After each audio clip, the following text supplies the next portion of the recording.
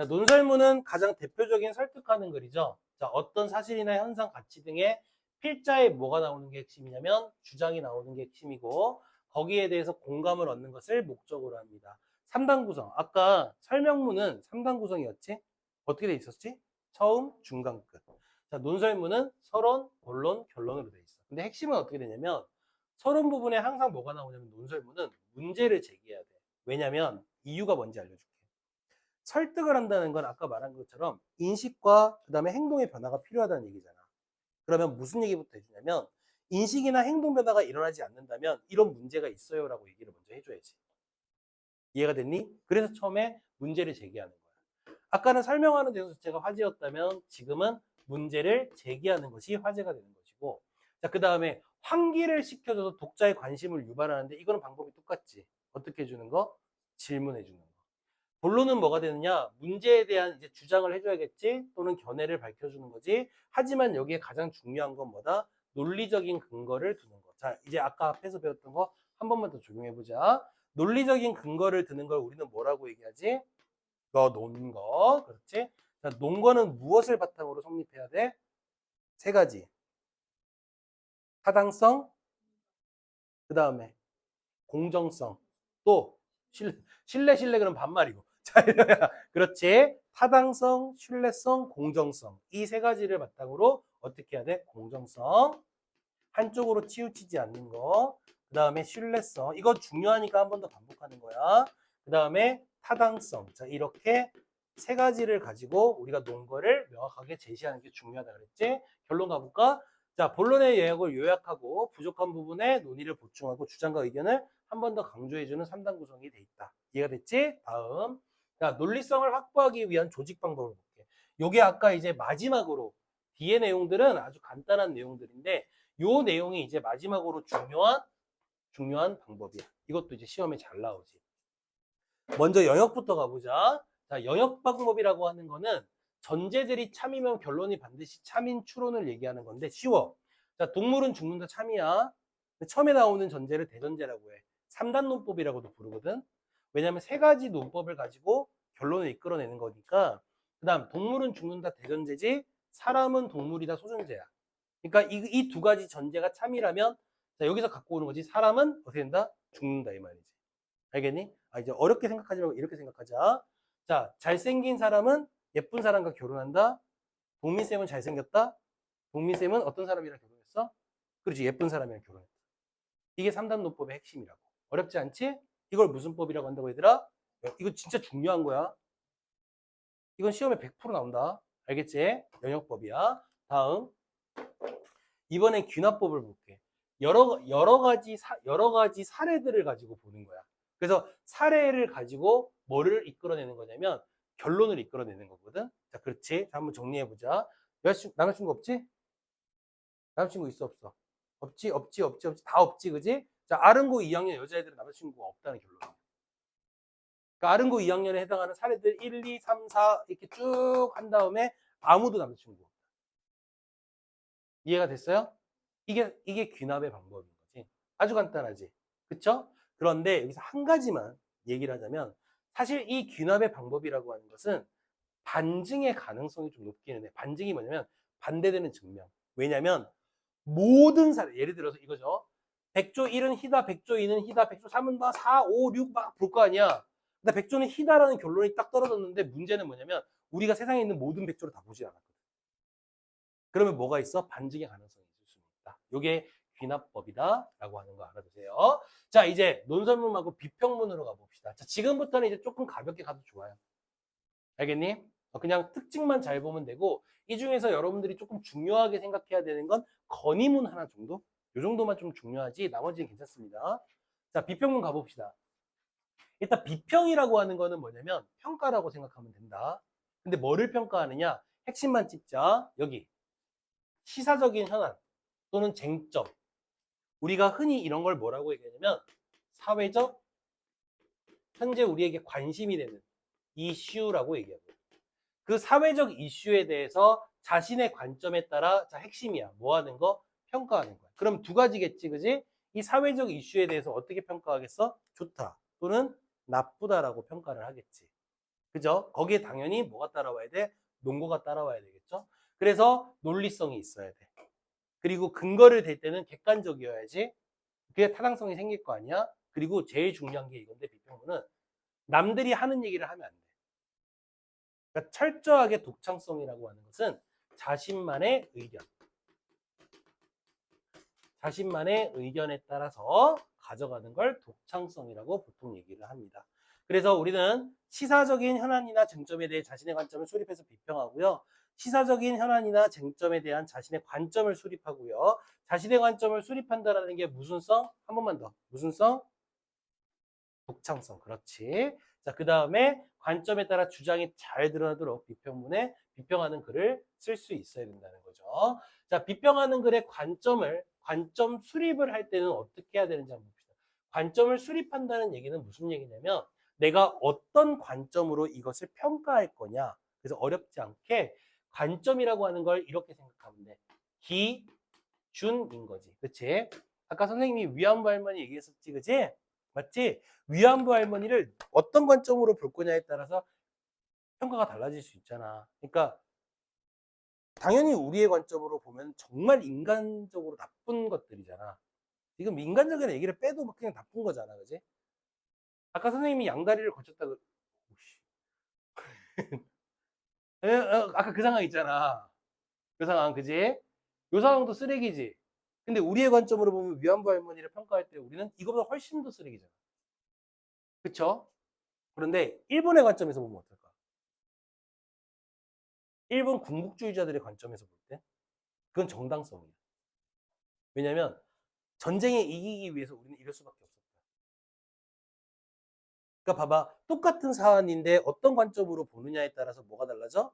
평가가 달라져 버리는 거거든.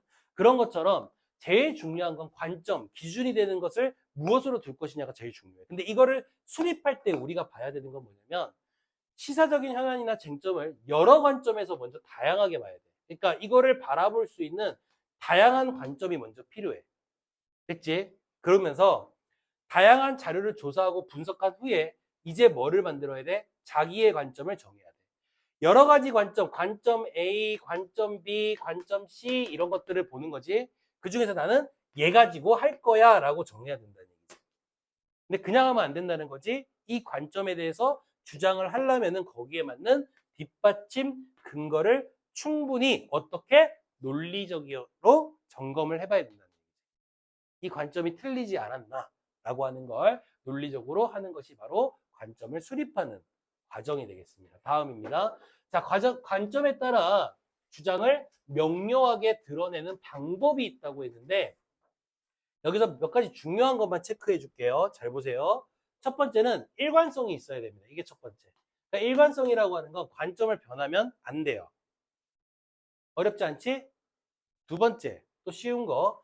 뒷받침하는 근거를 수립하는 거 중요하죠? 사실은 제일 중요한 건 세 번째인데, 자, 다른 관점으로 해석하는 사람이 있을 수 있죠? 이거 좀 중요해요. 알겠지? 비평문에서 꼭 들어가야 되는 건데, 나랑 생각이 다른 관점을 가지고 있는 독자들의 예상 반론을 고려해서 이거에 대해서 다시 반박해야 되는 거예요.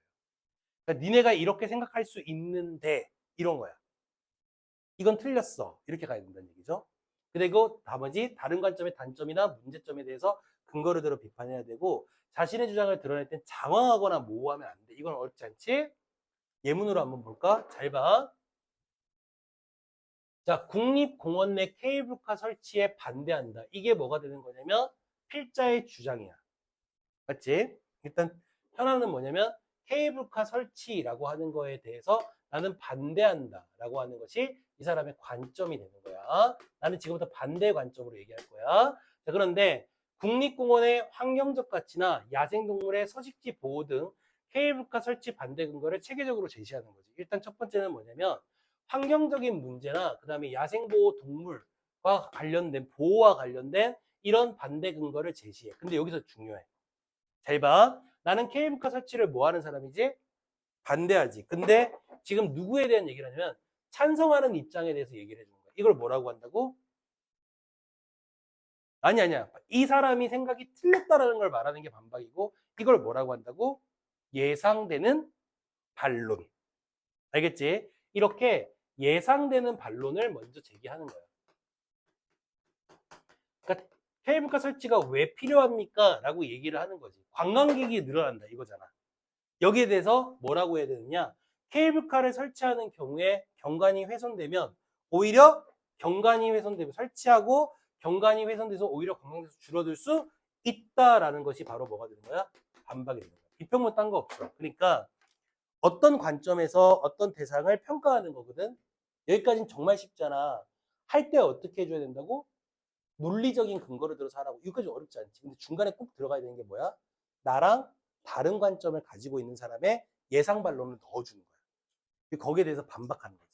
이래야지 뭐가 높아져? 설득력이 훨씬 높아집니다. 알았지?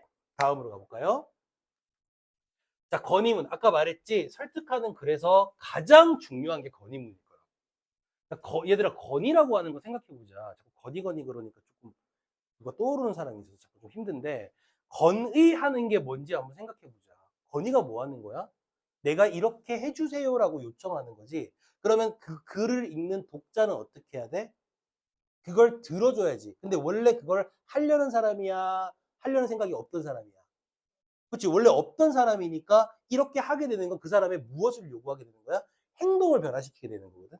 인식이나 행동을 변화시키는 거거든. 그러니까 설득, 건의문도 뭐가 돼? 설득을 목적으로 하는 글이 된다는 얘기야. 근데 어떤 부분이 좀 다르냐? 읽어볼게. 이게 좀 중요한 게 있는데, 개인이나 단체가 뭐가 있어야 되냐면 얘들아, 문제 상황에 일단 놓여져 있어야 돼. 그러니까 건의를 할 때 제일 중요한 건 뭐냐? 이것이 이루어지지 않으면 지금 너무 힘들어요 얘기를 해줘야 된다고. 현진아, 공 때리지 마. 알았지? 그런 다음에 스스로 해결할 수 없어야 돼. 그럼 누구한테 이걸 해결해 주세요라고 얘기하는 거야?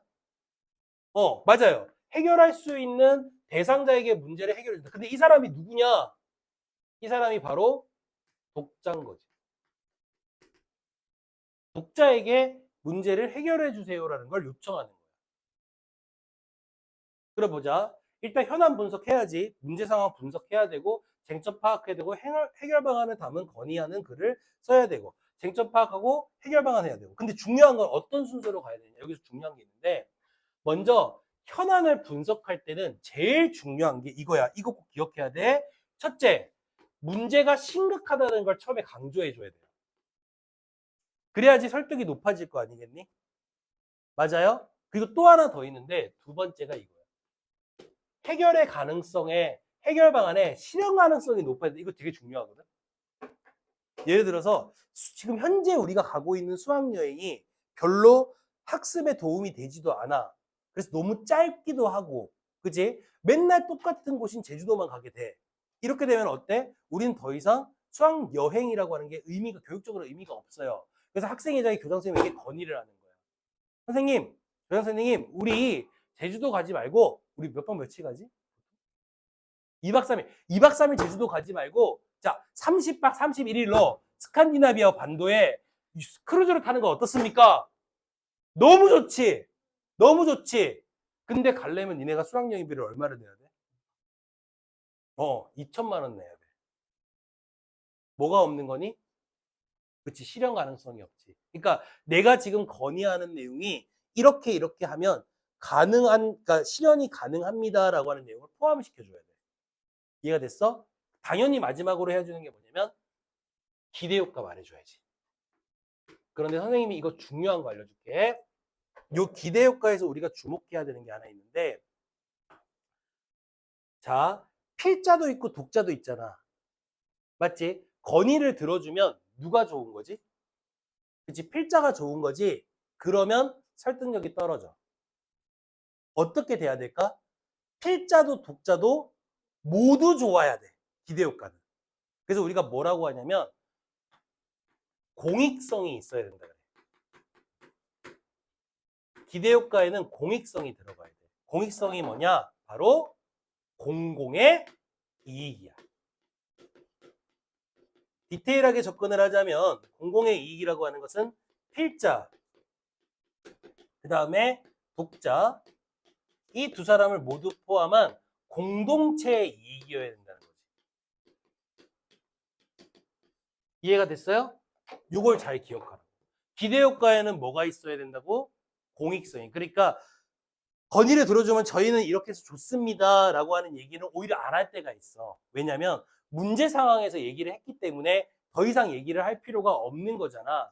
근데 거기다가 기대효과에 항상 뭘 넣어주냐면 내가 좋아요를 넣어주는 게 아니라 우리가 다 좋아져요.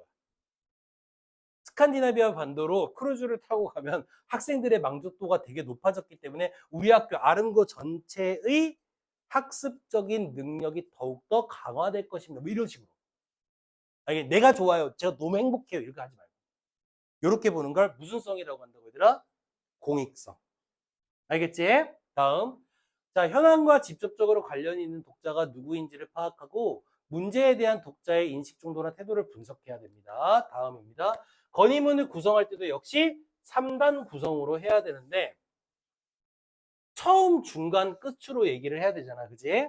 3단 구성이. 처음 부분에는 뭐 이건 그냥 의미 없어요. 인사말, 건의의 소개, 건의의 목적. 이렇게 소개를 하는 거거든. 근데 이때 뭐 간단한 얘기를 해주면 인사말에서 최대한 정중하게 해줘야 돼. 그리고 약간 그 사람을 칭찬해주는 말이 좋아. 그러니까 교장 선생님 이렇게 하지 말고 항상 학교를 위해 애쓰시는 우리 교장 선생님 이렇게 해줘. 그럼 기분이 더 좋잖아. 그지? 맞지? 그 다음, 여기가 제일 중요하죠? 중간 부분의 내용을 잘 보세요. 문제 상황 나와야 되겠죠? 그때 강조해야 되는 건 뭐라고? 이 문제는 심각하다는 걸 말해줘야 돼. 이거 해결 안 되면 우리 큰일 나요를 말해줘야 되고, 그 다음에 해결 방안 보이죠? 해결 방안에서 아까 선생님이 중요한 게 뭐가 있냐면 얘가 있다 그랬어. 공익성이 중요하다 그랬지. 공공의 이익.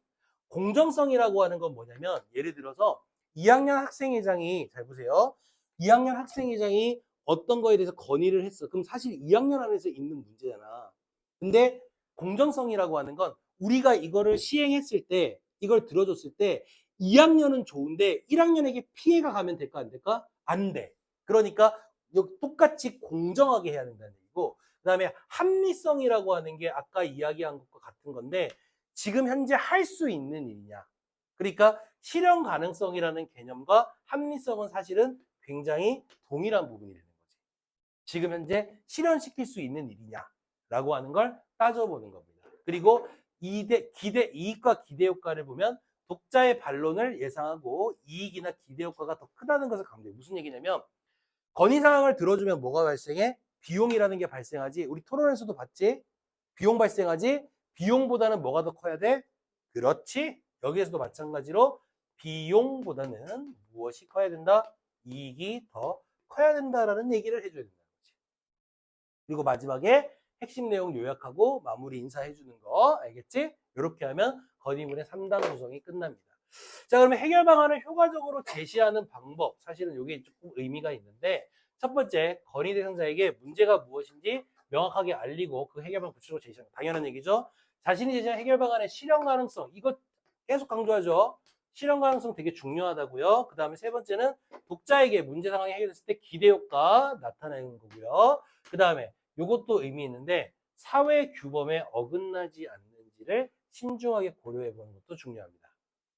그러니까 우리가 원칙이나 도덕이나 윤리 이런 건 지켜야겠죠. 그치? 오케이. 자, 독자의 공감이나 행동 변화를 위해 해결 방안과 함께 뭐를 제시해야 될까? 이거 내가 빈칸 한번 뚫어봤는데. 앞에서 배웠어. 공감이나 행동 변화를 위해서 해결 방안과 함께 뭘 해야 돼?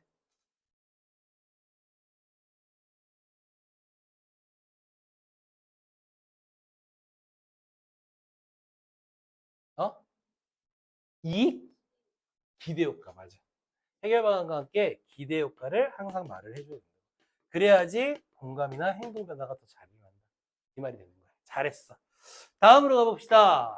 건의하는 내용을 쓸 때는 당연히 격식과 예의를 갖추어 써야 되고요. 정중한 표현을 써야겠죠. 자신이 쓴 글의 사회적인 영향력을 생각하고 책임감 있게 글을 쓰고요. 다양한 설득 전략 적절히 활용해서 건의하는 내용의 합리성과 정당성. 이건 앞에서 했던 얘기들이죠. 그죠? 이런 얘기들을 모두 봐야 된다는 겁니다. 광고문 볼게요. 광고문도 설득인 거 아니? 근데 광고문에는 두 개가 있지 않니? 어떤 게 있지? 공익 광고와 사적 광고. 사적 광고는 어떤 행동을 요구하게 만드는 거지? 그렇지. 물건을 사세요. 그렇지. 알겠니? 근데 딴 거 없지. 박보검이 사주세요. 그럼 다 사잖아. 그래서 예쁜 연예인 나와가지고 아 이거 바르니까 졸라 예뻐졌어요. 그럼 네가 착각하고 살자. 저거 바르면 저렇게 되는 줄 알고. 그렇게 안 됩니다. 알겠지? 절대로 안 됩니다. 그죠? 원판이 다른데 어떻게 달라요? 그죠? 또 두 번째 광고문은 뭡니까? 사적 광고 말고 공익 광고. 공익 광고의 목적은 뭐지? 그게 이제 설득적인 요소가 가장 높죠. 생각의 인식의 변화. 알겠지? 전자담배, 담배입니다. 뭐 이런 거. 알겠어? 담배 피는 거 싫어, 현진아? 남자친구 담배 피면. 아, 나중에 20살 넘어서. 싫어? 괜찮아? 백현진. 괜찮아? 아, 너도 같이 피니까. 친구가 생겼으니까? 현재 담배 피는 남자친구 괜찮아? 아, 안 돼, 담배. 담배 피기 싫어? 술은? 그럼 스님을 만나야 되잖아. 신부님이나. 아, 신부님도 담배를 피는구나. 아, 신부는 담배 펴요. 상관없어요. 신부는 결혼만 못하는 거예요. 술 먹고 담배 피고 다 해요. 너 스님을 만나야 되는 거예요, 그러면. 그건 또 싫어? 야, 진짜 힘들겠다. 남자친구 담배 피는 거 어때요? 아, 안 돼. 술은? 술은 괜찮아? 술 먹고 막 진상 부려. 근데 술 먹으면 괜찮아? 그리고 막 그런 입으로 갑자기 너한테 뽀뽀하겠다고 달려들어. 아 그래? 뽀뽀를 딱 했는데 안에 막 뭐가 씹혀. 아우! 우! 자, 한지는 술도 안 돼? 담배도 안 되고? 근데 왜 아빠가 둘 다 좋아하시니? 아, 둘 다 안 하셔서? 오. 어머님이 정말 어떻게 보면 로또 맞으신 거랑 똑같은 거예요. 진짜 만나기 힘들어. 남자가 술과 담배 둘 다 안 하는 거는 진짜 정말 힘들거든요. 혹시 지인이 많으시니? 주변에? 아버님?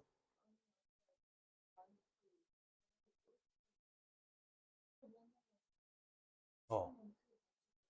아, 그래서 끊으신 거야? 아, 그렇죠. 그건 이해가 돼. 나는 둘 다 적당히 하는 것 같거든. 어. 근데 담배 냄새 안 나잖아. 둘 다 담배 피워서 그래. 난 둘 다 적당히 하거든. 근데 그래서 선생님이 굳이 둘 중에 하나를 하지 말라 그러면 나는 담배는 진짜 안 폈으면 좋겠어.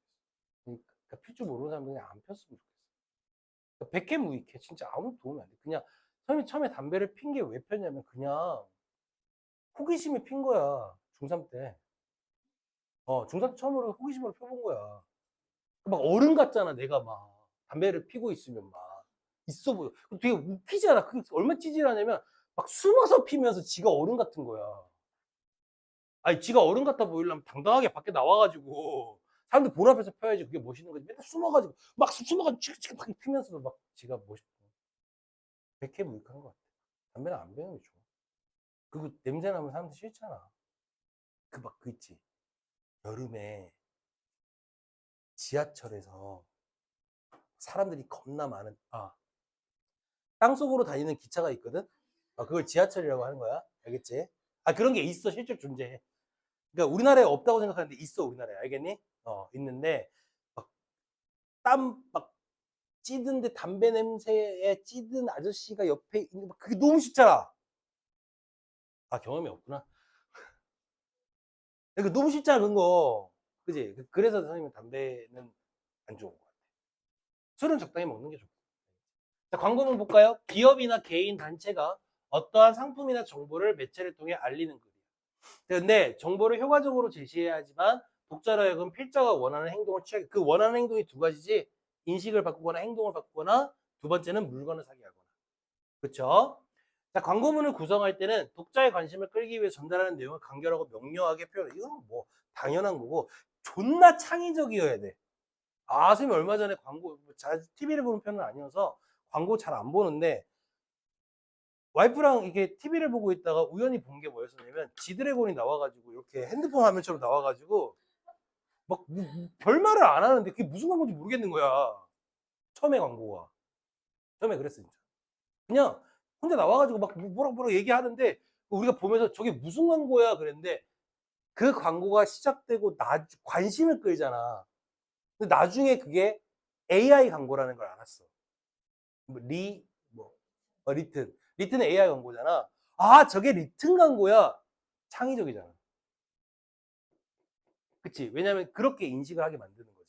그치? 예전에 그래서 광고 문구를 많이 이용하지. 예를 들어서 BC카드 같은 경우에 히트친 유행어가 있어. 뭐가 있냐면 여러분 부자 되세요 이거. 들어본 거 같잖아. 니네 한 번도 들어본 적 없는데. 부자 되세요 이런 거지. 감기 조심하세요 이것도 들어본 거 같지. 이런 광고 문구들이 굉장히 창의적인 거야 사실은. 그래서 하나의 광고 문구가 성공을 하게 되면은 그 광고의 효과는 어마어마해지고 기업의 매출은 어마어마해지는 거야. 알겠니? 또 이것도 필요하지. 뭐? 심미적이어야 돼. 지드래곤이 나와서 해야지 니네가 관심을 가질 거 아니야. 내가 나와봐. 그 광고는 어떻게 되는 거야? 사자 폭망 이 새끼. 사장 사라지겠지. 관심을 못 끄니까. 그쵸? 아이유가 나와가지고 이렇게 화장품 바르면서 예뻐져요 해야지 살 거 아니야. 니들이 나와가지고 예뻐져요 그러면 오 씨발 부작용인가? 니네가 나와가지고 이렇게 부작용이 됩니다 그래야지 효과가 있는 거지. 오 진짜 저거 발라야겠구나 이런 거. 그지? 오케이. 심미적이어야 되는 거죠. 상투적인 표현으로 관심을 끌지 못하는 게 무슨 얘기냐면 일반적인 말로는 잘 못한다는 얘기야. 흔히 하는 얘기로 사주세요 이런 걸로 관심을 못 끈다는 거지. 알겠지? 가끔 이제 그 음악으로도 끌잖아요. 광고 음악 같은 거 있지? 그러니까 새우깡 광고에서 혹시 음악이 뭔지 아십니까? 노래가?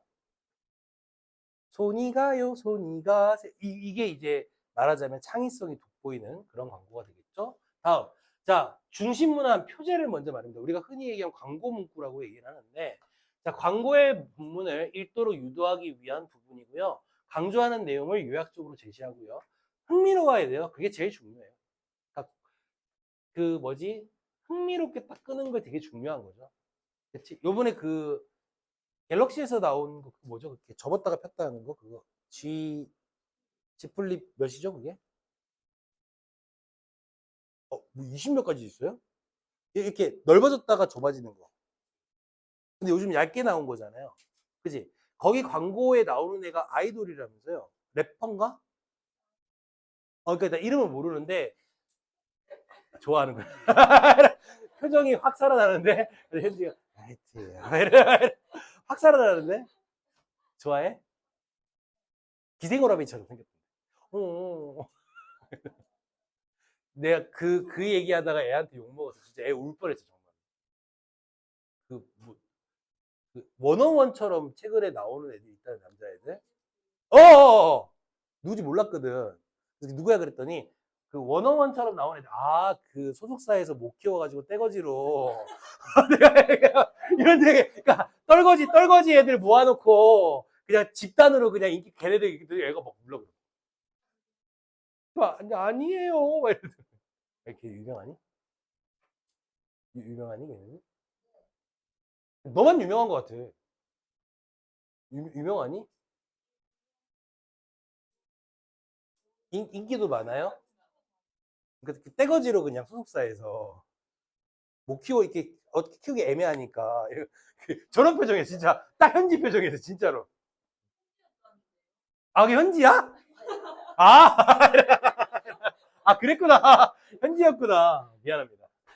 그죠? 근데 뭐 떨거지라도 나보다 나으니까 인생이 어떻게 보면 나보다 나을 수도 있으니까. 내가 그들보다 나은 점은 딱 하나밖에 없어요. 두 개 있구나. 첫째는 아름다운 와이프가 있다는 것과 그 다음에 여러분들과 같이 대화하고 호흡할 수 있다는 것. 그들은 여러분과 대화 못하죠, 그죠? 어떻게 보면 그게 부작용일 수도 있어요. 자, 그 다음. 자, 보조문안에는 표제에서 압축한 정보를 구체적으로 설명해서 독자가 이해하기 쉽게 만들고, 요거 중요하거든요. 사진이나 도표, 그림, 시각 자료를 활용하는 것이 훨씬 더 효과적이라는 겁니다. 알겠지? 간단하죠? 그 다음. 자, 이제 친교를 위한 목적으로 넘어갈게요. 계속 할 겁니다. 이거 금방 끝나요, 얘들아. 금방 끝나요. 간단하게만 설명해 줄게. 알았지? 자, 친교를 위한 목적은 친교잖아. 어떤 글이 있을 것 같아? 그냥 또 생각해봐. 친해지려고 하는 글은 뭐가 있을 것 같아? 하나밖에 없어. 뭔지 모르겠니? 편지. 사실 친교를 목적으로 하는 건 편지밖에 없습니다. 자, 볼까요? 필자가 독자와 무엇을 하는 거? 관계를 형성하는 게 첫 번째 목적. 두 번째 목적은 형성된 상태에서 유지를 하는 게 목적이야. 그러니까 대표적인 게 그냥 편지라고. 대표적인 편지 받아본 적 있니? 요즘 편지 했으니? 여러분들? 아, 씁니까? 요즘 DM을 하지 않습니까? 예전에 선생님 학교 다닐 때는 이렇게 사랑 고백을 편지로 많이 했거든. 아, 물론 조금 이제 앞서가는 친구들은 아, 나 진짜 옛날 사람 같은데 삐삐 삐삐의 음성을 남기거든. 사랑 고백을 음성으로 남기는 거야. 알아? 그 아빠 엄마 선생님이 여러분들 아빠 엄마 세대잖아. 그러니까 삐삐의 음성을 남기잖아. 그렇게 연애하는 거야. 그래서 막 사실은 내가 너를 되게 좋아했는데 막 이렇게 음성 남기고 또 막 이렇게 모르는 번호로 내가 누군지를 모르게 사랑 고백하는 거 있잖아. 왜 그 소심한 애들. 그 이제 삐삐가 뭐 하는 거지 원래? 번호를 남겨서 그 번호로 전화하게 하는 거거든. 그게 삐삐의 용도거든. 그러면 전화를 이렇게 하면 어떻게 하면 난 이런 걸 안 해봐가지고 어떻게 하지? 아, 이렇게 하는 거야. 4, 5, 4, 5, 4, 5 막 이렇게 보내. 그러니까 전화번호 누군지도 몰라. 이렇게 보낸 사람이. 이게 무슨 의미냐면 옛날 말인데 사모한다는 얘기야. 아, 4호가 아니라 3호. 그렇지. 3호. 사모한다는 얘기야. 사모. 그러니까 좋아한다는 얘기야. 또 자기의 존재감을 드러내기 위해서 이렇게도 보내죠. 이렇게도 보내죠. 그러니까 여자친구가 이렇게 보낼 때는 이렇게. 뭐 그런 것들이 이제 삐삐했는데, 근데 그때도 이제 편지를 많이 썼거든요. 선생님도 그 당시에 받았던 편지들 있잖아. 그런 거 다 갖고 있어요, 아직도. 근데 다 많지는 않은데 그 중에서 이제 한 두세 개 정도는 선생님한테 정말 고백하는 편지도 있어요. 선생님을 좋아해서 뭐 이렇게 고백을 하는 편지 다 갖고 있어요. 그러니까 와이프도 봤어요. 그런 편지가 있다는 거. 그러니까 선생님 편지를 뒤지다가 봤나 봐요. 이만큼 쌓여 있거든. 그리고 제일 많은 건 누가 많이 보냈냐면 요즘에는 이제 거의 못 봤는데 예전에 이제 학생들이 선생님한테 이제 보내주는 편지들. 그러니까 스승의 날이나 선생님 생일이나 뭐 심지어는 이제 나도 그럴 때가 있었는데 발렌타인데이 날 가면 책상에 맨날 초콜릿 이렇게 쌓여. 그러니까 얘들아, 근데 선생님이 여러분들이 지금 나를 보고 있어서 그렇지 나도 인생의 리즈 시절이라는 게 있었잖아. 리즈라는 게 그때는 여학생들이 좋아했어. 중학교 여자애들이 엄청 선생님 많이 좋아해가지고 막 이렇게 초콜릿도 많이 주고 생일날 막 케이크도 막 양손에 들고 오고 막 그랬었어. 그랬지. 근데 지금은 그냥 아빠. 지금은 초콜릿 주면 범죄. 약간 이런 느낌. 그치? 형준 너는 주면 안 되니 발렌타인데이 날? 나한테? 아빠 같은 느낌으로 주면 안 돼? 응?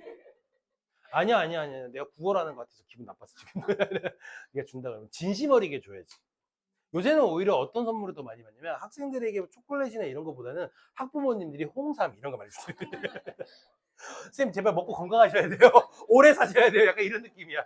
그러니까 빨리 수업 많이 하셔야 돼요. 막 이런 느낌 있잖아. 열심히 하세요. 막 이런 채찍하는 것 같아. 그래서 홍삼 선물 진짜 많이 받아. 홍삼. 그렇죠? 그런 게 더 좋습니다. 자, 다음 볼까요? 자, 어쨌든 장문 맥락을 고려해서 친교의 내용을 표현해야 되고 똑같은 얘기예요. 장문 맥락을 통해서 글쓰기에 영향을 미쳐야 되고요. 독자와 상호작용. 제일 중요하겠죠. 독자와 상호작용 해야겠죠. 자기 말만 하면 안 돼요. 자, 그 다음에 장문 맥락이 글을 쓰는 과정에 미치는 영향을 보면은 글의 주제, 목적, 독자, 매체, 장문 맥락을 분석한 후에 이를 고려하여 글을 구성하고 표현. 무슨 얘기냐면 내가 이 친교의 편지를 왜 쓰는지를 따져보라고. 알겠니? 친구한테 친구를 위로하기 위해서 보내는 건지, 친구와 관계를 형성하기 위해서 보내는 건지, 사랑을 고백하려고 보내는 건지, 이런 맥락을 따져보고 쓰라는 얘기야. 그러니까 이건 시험에 안 나올 가능성이 되게 높아. 별거 없거든. 뒤에도 마찬가지인데. 자, 주제와 목적을 고려하는 것, 독자를 고려하는 것, 매체를 고려하는 것 아무 필요 없어. 사실은 친교하는 글에서는. 편집글이라는 게 그런 거잖아. 그지? 상대방과 원만한 관계를 유지하고 상호작용하는 거고 주제와 목적을 효과적으로 전달해야 되는 거. 이건 뭐 당연한 얘기잖아. 독자를 존중하고 배려하는 거. 만약에 얘들아 이런 게 나왔어. 그러니까 문제로 나올 때 친교하는 글과 관련된 내용에서 주의해야 되는 상황이 아닌 것은 해놓고 이 말이 나왔단 말이야. 독자를 존중하고 배려하지 말아야 된다 이렇게 나오면 이게 적절하지 않다, 적절하다는 걸 판단을 못하는 건 아니잖아. 그렇지 않니? 그러니까 이건 별로 의미가 없다는 거지. 자, 독자가 누군지에 따라 다를 수 있는 내용과 표현 방법이 달라. 이게 무슨 얘기냐면 친숙한 내용일수록 친밀감을 형성하는 건 당연하죠. 그치? 그때는 뭐야? 가까운 친구라면은 이제 뭐 존칭을 사용할 필요가 없다는 거나 좀 편한 말을 쓸 수 있다는 것. 또 여러분들 또래니까 여러분들끼리 쓰는 은어들이 있을 거 아니겠니? 요즘 뭐 줄여 쓰는 말들이 많죠. 그런 것들을 사용해야 되니까 여러분들이 선생님한테 보낼 때는 그렇게 보내면 안 되죠. 그치? 최대한 정중하게 보내야 되는 거. 그렇지. 그런 것들이 중요하고 그다음에 매체 같은 경우도 중요합니다. 자, 독자와 효과적인 상호작용을 위해서 적절한 매체를 선정하는 거 좋죠. 여러분들이 친구랑 어떤 걸 연락해야 되는 상황이 생겼다라고 했을 때 편지를 써가지고 보내는 건 되게 그 뭐지? 효용성이 떨어지잖아. DM 보내는 게 훨씬 더 빠르지. 그런 거랑 똑같은 거야. 그러니까 전자우편이나 문자 메시지 이렇게 말하면 되게 없어 보이지 않니? 누리소통 막 이렇게. 그러니까 우리가 쓰는 말로 쓰면 안 되니? 이메일이죠. 문자 메시지는 뭐 그렇게 쓰니까 문자라고 쓰고요. 누리소통 막 이거 안 쓰지 않니? 니네 혹시? 얘들아 이따가 누리소통망으로 연락해 뭐 이런 거 혹시 안 하잖아. 근데 자꾸 우리 그 교과서에는 SNS라는 말이 외래어잖아요. 그러니까 자꾸 우리말로 바꾸려고 하는 노력이 있어요. 이건 어쩔 수 없어요. 근데 누리소통망, 그지? 영어에서도 SNS라는 지문이 나옵니까? 지문에 SNS 이 말이 나옵니까? 그럼 뭐 누리소통망 이렇게 나옵니까? 그렇게 안 나옵니까? 알겠습니다. 다양한 매체를 이용할 수 있고요. 문자 언어 외에 영상이나 음악, 사진 등 다양한 자료를 활용하는 겁니다. 그러니까 할 말이 있을 때 동영상을 찍어서 보낼 수도 있다는 얘기예요. 그렇지? 선생님과 와이프가 제일 많이 주고받는 거는 뭐가 되는 거냐면 우린 카톡을 많이 하거든요. 카톡을 할 때 제일 많이 주고받는 게 사진이에요. 서로 아직도 사진을 되게 많이 주고받아요. 어떤 사진을 주고받을까요? 그러니까 서로 셀카 찍어가지고 보내. 그럴 리는 없겠죠. 왜냐면 얼굴은 집에 가면 보니까. 아, 뭐 그런 것도 있기는 한데 우리가 못 보는 고양이 순간의 사진들 있잖아. 내가 만약에 출근했는데 와이프가 집에 있으면 고양이가 이랬어요라고 사진 찍어서 보내고. 그래서 지금도 카톡 보면은 고양이 사진들 쫙 많아요. 와이프가. 하루에 카톡도 되게 많이 하는 것 같아요. 우리가 좀 유별난 것도 맞는 것 같아요. 좀 유별난 것 같아요. 막 부르는 거나 하는 행동이나 갑자기 막 반성이 확 되네. 유별난 것 같지? 그치? 좀 막, 현수가 그런 거 같지? 그 은우가 그거 스트레스 엄청 많이 받거든. 아, 좀 맨날 제발 좀 막. 오면 결혼해, 맨날. 내가 그런다고. 집에서 이렇게 누워있으면 이렇게 껴안고 누워있거든, 둘이. TV 볼 때. 침대에 이렇게 나란히 껴안고 이렇게 누워. 아, 괜찮은데, 그게 아들이 보기에는 싫은 거야. 왜냐면 나이가 50이 다 된 엄마 아빠가. 그렇게 껴안고 계십니까? 집에서 그거 계십니까? 내가 이상한 거 아니구나. 동민. 아, 그죠? 네. 그냥 유별 난 것 같다니까? 그치? 이거 막, 커피 마실래요? 하면은 뭐라고 대답해요, 엄마가? 아빠가 물어봤어. 아빠가 커피 존댓말도 안 하겠죠, 그죠? 부모님이 존댓말 안 하잖아, 서로. 그러면 커피 마실래? 그러면 엄마가 뭐라 그래요? 네, 응, 맛있게 그러잖아. 근데 우리 아빠는 이제, 응! 막 이런단 말이야. 응! 먹을래? 막 막 막 이렇게. 아이스 아메리카노 타오라고. 그러니까 유별난 것 같습니다. 내가 봐도. 미안합니다. 자, 혹시 식전이신 방송을 보시는 분들은 그냥 식사를 하고 난 다음에 보세요. 자, 여기 보겠습니다. 필자와 독자의 사회적 관계를 고려해야 됩니다. 이거는 뭐 친숙한 관계인지 자연스럽게 개인 감정 정보를 드러내는 건지 1대1 뭐 이거는 뭐 의미 없어요, 진짜. 알겠지? 다음, 사회적 차원은 중요합니다. 이게 뭐냐면 개인적 차원이라고 하는 거는 친밀감이 형성된 친구 사이, 지인을 얘기하는 거고 사회적 관계라고 하는 거는 공식적인 관계가 되는 거죠. 알겠지? 그럼 이렇게 뭐가 달라지냐면 표현 방식이 달라진다니까요. 정중하고 격식이 있어야 된다고요. 알겠니? 이런 것들이 있을 수 있다는 거. 자, 마지막으로 이제 정섬이 성찰인데 사실 장문 상황에서 정섬이 성찰을 보여주는 글의 대표적인 건 뭐가 있을까요? 반성문. 맞습니다. 뜻밖이네요. 그러니까 우리 그 장문의 이론에서 다루지 않는 글인데, 그러네요. 반성문도 그렇죠. 성찰하는 건데, 근데 반성문은 사실은 성찰과는 거리가 멀죠. 성찰은 깨달음을 얻는 거고요. 알겠니? 반성은 내가 뭘 잘못했는지 나열하는 거죠. 어떻게 보면 보고서에 가깝지 않니? 한편으로 보자면. 자, 정서 및 성찰의 대표적인 글은 뭐가 있냐면, 얘들아, 정서는요, 감정의 표현이고요. 성찰이라고 하는 건 깨달음이거든요. 그래서 새로운 의미를 부여하는 거. 알겠니? 뭐가 대표적이냐? 수필. 수필이 그렇잖아요. 어떤 개인 체험을 해서 그 체험을 통해 감정을 드러내거나 깨달음을 얻게 되는 거잖아요. 그래서 그 얘기예요, 다들. 여기에 보면 정서를 나타내는 걸 보이시죠? 여기 보세요. 잠깐 볼까요? 정서를 표현하는 걸 대상에 대한 생각이나 느낌, 정서를 표현하는데 뭐가 되는 거냐면 여기에 보면 경험에서 얻은 정서. 그러니까 정서라고 하는 게 감정이라고. 내가 어떤 경험을 하게 되면은 거기서 어떤 감정이 나온다 이 말이에요. 그 다음에 이거죠. 일상의 체험 속에서 특별한 의미를 발견하고 거기에 얻은 뭐? 깨달음. 근데 무엇을 통해서 깨달음을 얻는데요? 앞에서 보니까 일상이 중요한 게 아니고, 그지? 일상의 체험이 중요한 거죠. 그러니까 똑같아요. 경험이나 체험이나 같은 거잖아요. 그러니까 경험이나 체험을 통해서 정서를 표현하거나 깨달음을 얻는 거를 우리는 뭐라고 한다?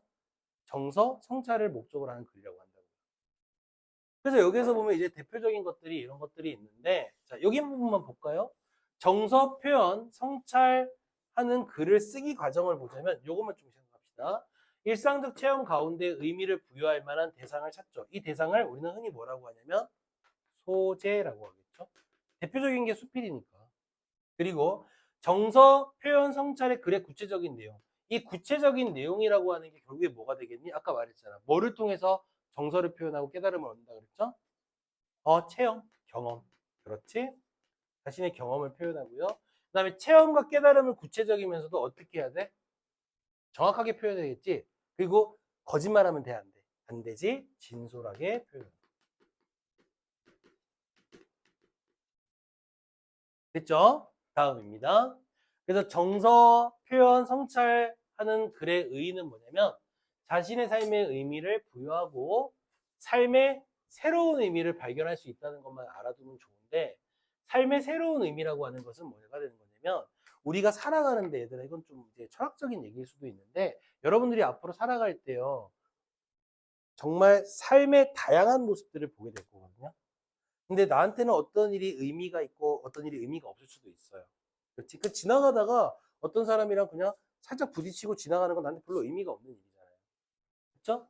근데 오늘 만약에 이제 그렇지? 민주가 선생님을 처음 만난 거. 이런 것들은 또 어떻게 보면 삶의 의미가 생길 수도 있는 거고. 선생님 삶도 그렇고 너의 삶도 그렇고. 이렇게 될 수도 있는 거고. 오랫동안 봐왔던 우리 친구들도 마찬가지고요. 그치? 이런 의미가 생길 수 있는데, 이런 의미들이 쌓이는 동안에 우리 새로운 의미가 만들어져요. 내가 몰랐던 체험을 통해서. 앞으로 여러분들은 정말 많은 의미를 부여받을 거예요. 선생님은 사실 여러분들보다는 새로운 의미를 부여받기가 쉽지가 않겠죠. 사회적인 환경을 보서. 나는 이미 대학 갔다 오고 군대도 갔다 오고 결혼도 했고 애도 낳고 기르고 있는 중이고. 해볼 수 있는 거 다 해봤잖아요. 여러분들은 무궁무진한 경험을 할 수 있으니까 새로운 의미들을 만들게 되고, 또 이런 새로운 의미들을 만들어낸 거를 글로 쓸 때 뭐가 좋으냐 이거예요. 그러니까 다양하잖아요. 근데 우리가 평생 세상에 있는 모든 체험을 다 할 수 있어요? 할 수 없죠. 근데 어떤 사람은 했던 체험을 나는 못했을 수도 있고, 내가 했던 체험을 어떤 사람은 할 수도 있는 거잖아요. 맞지? 그러니까 이걸 글로 써가지고 서로 뭐 하는가? 공유하는 거예요. 그러면 어떻게 돼? 공동체 글쓰기 문화가 형성되는데 크게 기여할 수 있다는 게 아주 중요한 의미가 된다는 거죠. 알겠지? 그리고 그만 비비고 와. 자, 다음. 어떤 글들이 있느냐? 뭐 대표적인 글이 이겁니다. 수필. 수필이야말로 가장 대표적인 글이겠죠? 일상적인 삶의 체험. 주변 삶을 관찰하고요. 자신의 생각과 느낌, 깨달음 표현하고요. 알겠지? 그 다음. 감상문도 있습니다. 근데 감상문이랑 수필은 좀 다른데, 감상문은 보통 여행을 해서 보고 들은 것. 얘는 체험이고요. 알겠지? 얘는 보고 들은 것. 우리가 이런 걸 뭐라고 하냐면 견문이라고 이야기하죠. 보고 들은 것들. 이런 것들. 그러니까 뭐 음악이나 미술, 문학, 공연. 그렇지? 이런 것들이 대표적이 될 수 있고요. 회고문이라고 하는 건 자신의 삶을 돌아보는 거예요. 대표적인 회고문에는 뭐가 있을까요? 자신의 삶을 돌아봐서 과거의 삶을 쭉 나열해 주는 거. 스스로 자기의 삶을 돌아보는 거. 뭐라 그래? 자서전. 그게 대표적인 회고문이 될 수 있다는 겁니다. 알았지? 자, 여기까지가 화법과 작문의 이론이었습니다. 3주 동안 계속 이어졌는데 좀 지겨웠죠? 다른 수업보다는 조금 지겹게 수업을